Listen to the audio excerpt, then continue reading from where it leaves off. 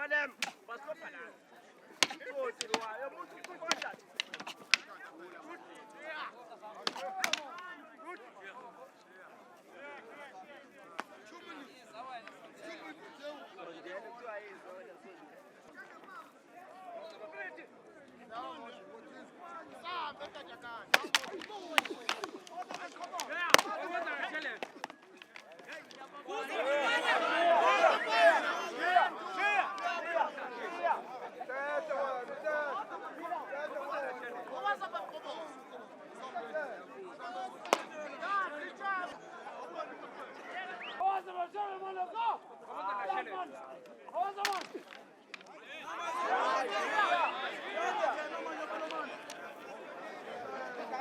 Certo.